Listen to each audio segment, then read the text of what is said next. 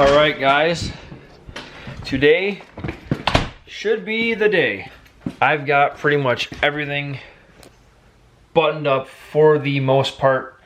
All we need to do now is wire it up to ignition, constant ignition source, and then then we can run it. Then I have to put more trans fluid in it while it's running, and then it hopefully should at least drive under its own power. I got my mount, but it didn't come with the bracket to mount to the bottom of the trans, so now I'm waiting on that. Once I have that, it should be sitting under, like right now it's sitting in the existing mount, and I kind of jerry-rigged it to be able to sit there under its own weight. But the goal for within the next hour for me is to get this thing off the jack stands and driving down the driveway at least. So waiting for Ryan to get here. We're gonna wire that up to ignition, and then in the meantime I'm just gonna kind of clean this up real quick. We'll go from there. All right, so we ran the ignition wire to a fuse under here, and we're gonna clean it up eventually. But for now, we're gonna see if it works. Yeah, everything's tightened up. I put more fluid in it. I guess we're gonna send it. Yeah. I want to watch underneath. that and see if I can hear that noise. Yeah, that'd be ideal. Okay. Ready? Yeah, sure.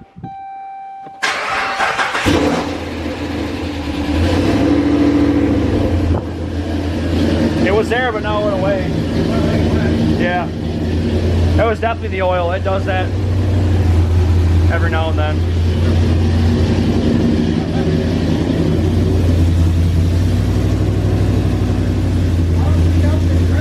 No, me either. It smells like cancer in here. Yeah, well, I kind of want to see if it goes into gear.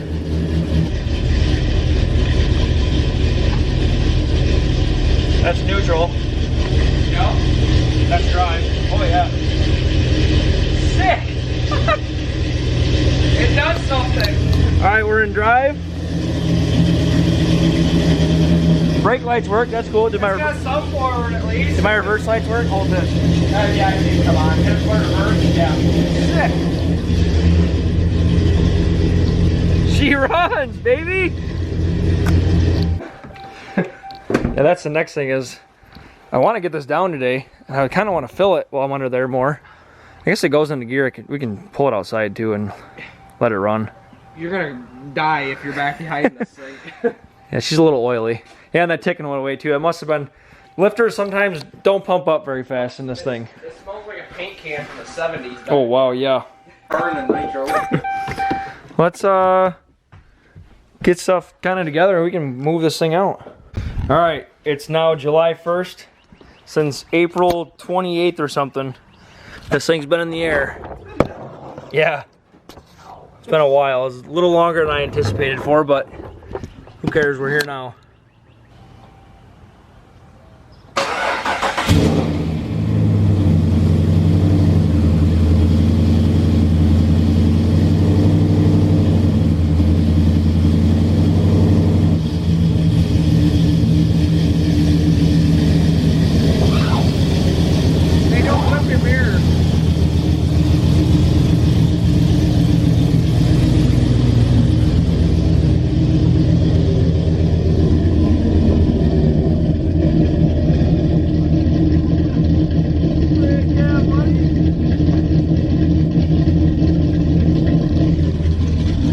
That is cool.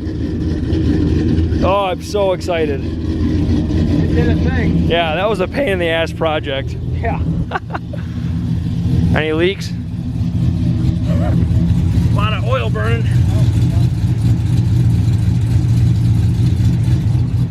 Exhaust ain't that bad either. Not burning oil. Yeah, well.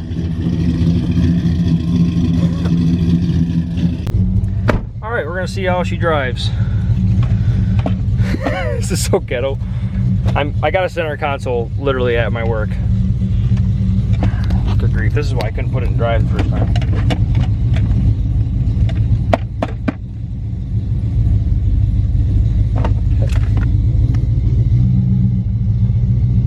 It's at 112 already. No ripping it. No, frick, no. Trans isn't even mounted. I mean, it's mounted, it just has no bolts on it. Yeah. Or nuts on it, you mean? Yeah, it has no nuts on it. Shifted, that's a good sign. This is the original 2 and 2. This is not the... I got a revision from, what's his name, from Flying Ryan, and this is not a revision. There's third. 15 mile an hour. I should get a gear indicator from Larry too, so I know what gear I'm in.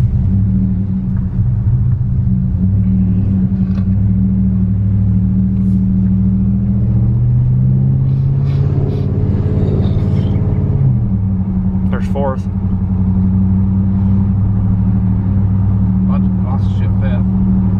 It's freaking out. Yeah. See if manual mode works.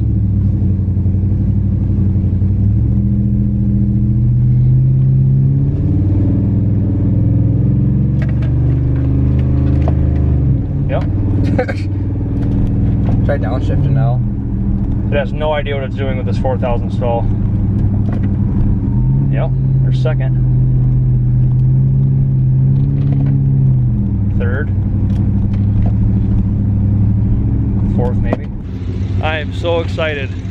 So now tomorrow I'm gonna take it to my work. I'm gonna throw it up on the hoist. I'm gonna tighten up all the loose ends. Like, I still gotta figure out what I'm gonna do with my cross member, my trans mount, and flash the new tune in, drive it around, tighten the trans down so I can at least drive it around and get some logs. But I mean, she's doing what she's supposed to, just really confused. So 115.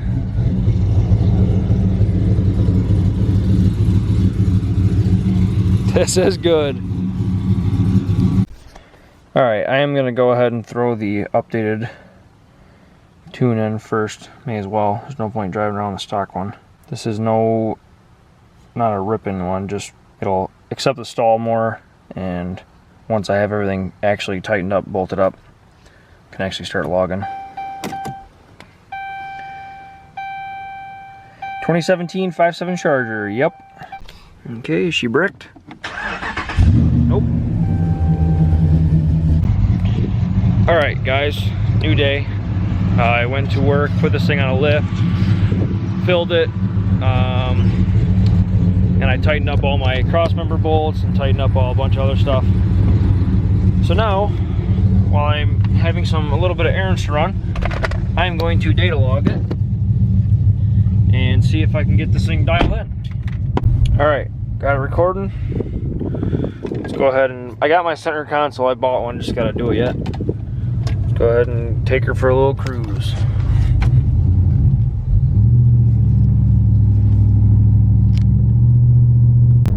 She's definitely confused, she keeps flaring.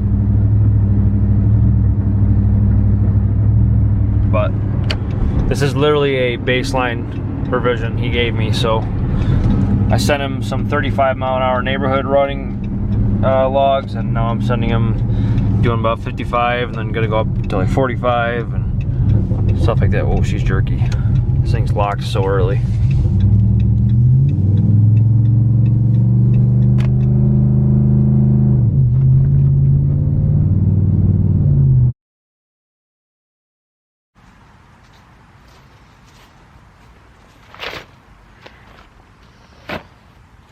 Alright, I need to explain how this went. So, we got the truck down on the ground, drove around the cul-de-sac as you saw. The truck drove like crap, but it drove. I mean, it was a stock tune with 4K converter and cam truck. It had no idea what it was doing, but it did drive. Getting this thing dialed in took weeks. I would start working with Flying Ryan Performance, and he would send me revisions, and it got it pretty drivable, but I would still have some issues. And when I started editing this video, I basically just had a lot of, whenever I'd get a new revision, I would record loading it into the truck, going and driving it, recording how it drove, wide open, and then just do that over and over again. Because that would happen one day out of 5, and then 5 days later I'd get another revision, and I'd do the same thing. So there was no steady time. I wanted to make this ending and put this all together as one. So I'm going to start out with, I started with Flying Ryan Performance. He would send me revisions. He got it driving around pretty decently, and then I started doing some wide open throttle logs. So I will show you the first couple wide open throttle logs that I did. They didn't go very well at first. It would do some weird things. It would lock the converter right away.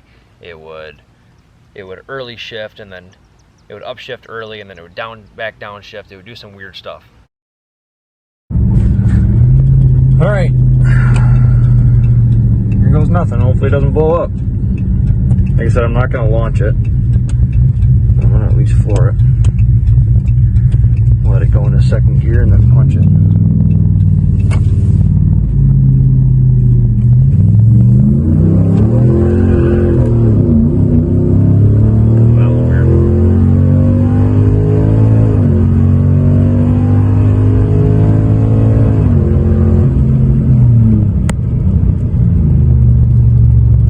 Definitely pulls way better up top. Doesn't die like the 6-speed used to. Second and third did something wonky, but other than that, it wasn't bad. So I did another one right after that, but I had to use 2 hands because I didn't like how the converter locks right away. So I shifted it myself, and I'd use 2 hands, one to shift, one to hold the wheel. But it went way better with it unlocked. I just want to make sure nothing's leaking under here. That might be from my T-case because my drive shaft's a little deeper into the T-case, so it's spinning on the rust. I really got to clean the drive shaft off. Other than that, oh, is that from me? Oh, that's probably from the AC. Yep, that's AC. Whew. All right, well, I'm gonna do another one so I can show you guys exactly what it did, because it ripped with the converter unlocked, climbing through the gears. All right, for the thing to rip right, I gotta do this right. Pretty much gotta turn, and as soon as I put it in second, punch it, and then I gotta move it over to drive at the same time. I'm gonna, I don't know how I'm gonna do this. Second. It's still locked. Let's try this again.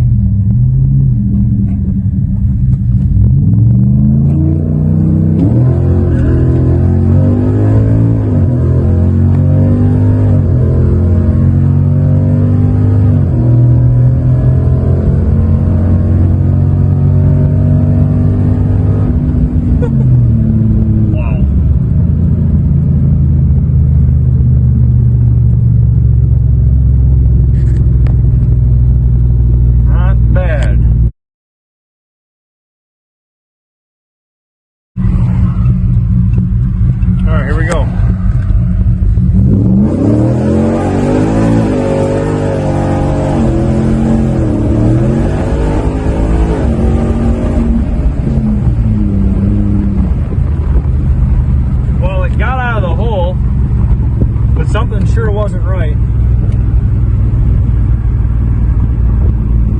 It was doing all kinds of shifting and weird stuff. But it did move. Holy cow. I don't know what that shifting thing was, but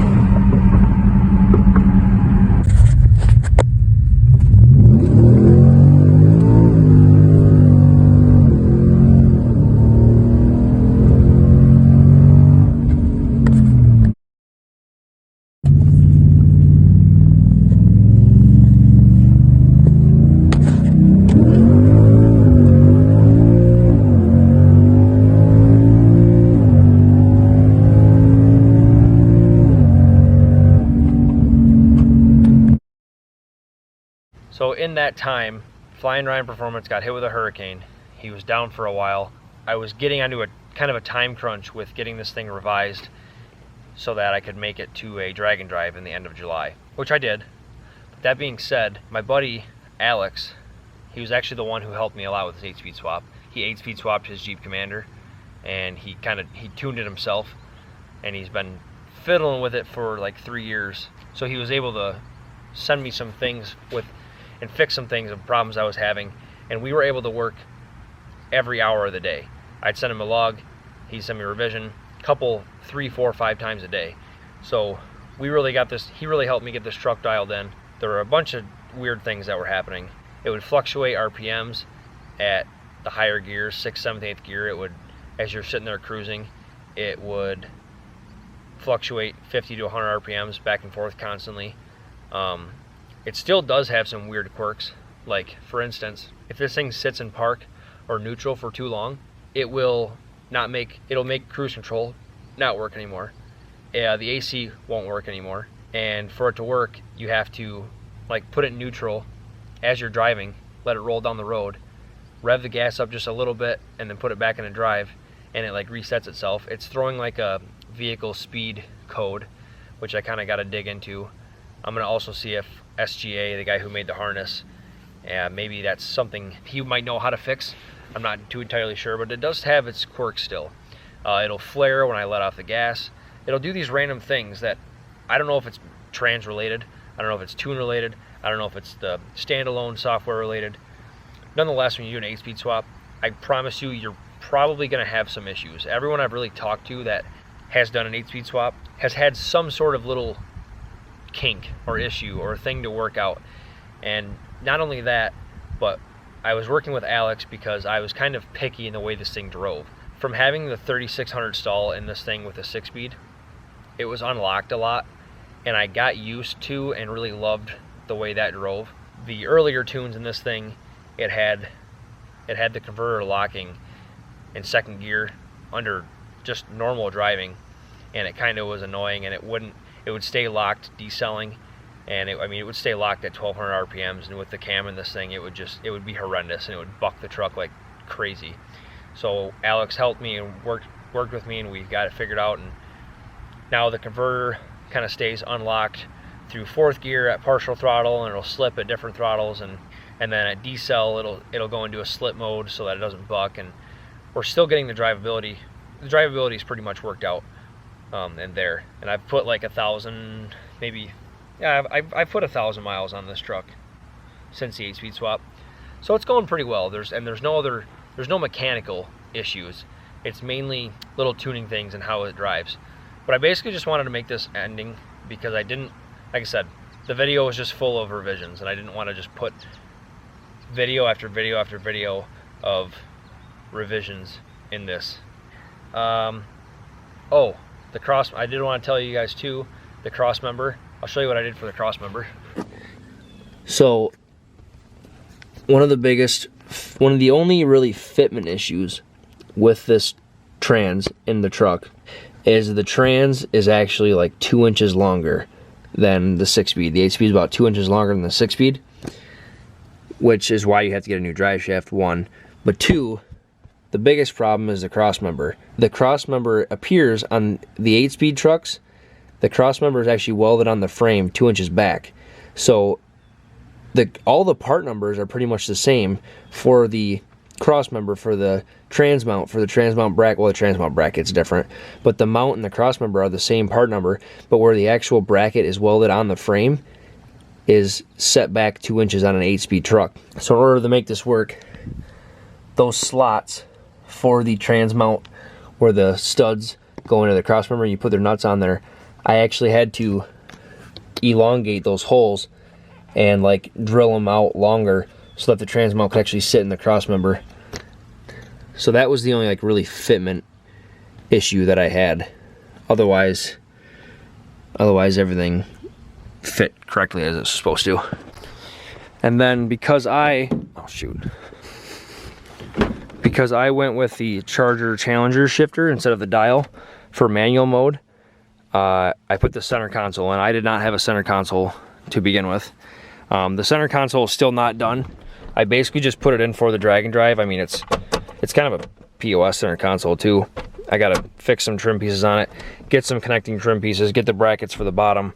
But this is mounted and it doesn't move. It's pretty stationary, and we've cut this out to make it fit. There's more pieces, me, Ryan, and Ryan's dad. He's helping us build kind of a bracket for it so that it looks better. We're still working on that. but I mainly wanted to get that in and done for the drag and drive event to race. But yeah, that's about it. Like I said, I didn't want this video to just be full of revisions, and just, it was kind of all over the place because it went over a month's time. So there were a lot of, basically, long story short, there were a lot of little issues I had with the drivability that I got figured out, and my buddy Alex helped me figure out and worked with me on getting this thing to drive how I wanted it, with how it slips. It was a pain in the butt. The 8-speed swap was one of the most difficult projects I've done. Not necessarily from the mechanical, like, oh, taking a trans out, putting it back in. It was just everything it entailed, and all the wiring and the standalone. And some people it might be easy, but it was one of the most difficult projects I've done yet. So, but because of how bad the trans was in this thing, it was definitely worth it. Definitely buy an 8-speed truck if you are looking for Ram in general. Don't buy a 6-speed one. But yeah, that is about it. I hope I didn't forget anything. If you have any questions, send them my way. If they're tuning related, I might not be able to answer them. I'm not a tuner. I don't know that stuff that great. I understand, like, lock up and shift points and slip and all that kind of stuff, but as far as a lot of the in-depth stuff, I'm not a tuner. So like I said, Alex helped me get this thing driving just how I wanted it. The wide open stuff just how I wanted it, and all that kind of stuff. But from the mechanical side, I might be able to answer your questions. So if you have any questions, send them my way. Otherwise, thank you guys for watching the series. I'm so glad this 8-speed swap is finally done, and we're gonna get it to the track. And the video of getting it to the track will be out here shortly. So thank you guys for watching this process. Hope you learned something if you're looking to do this to yours. And coming this winter, there's gonna be some new changes to everything. So hope you guys enjoyed. If you did, hit that like button, hit that subscribe button, and I'll see you in the next vlog.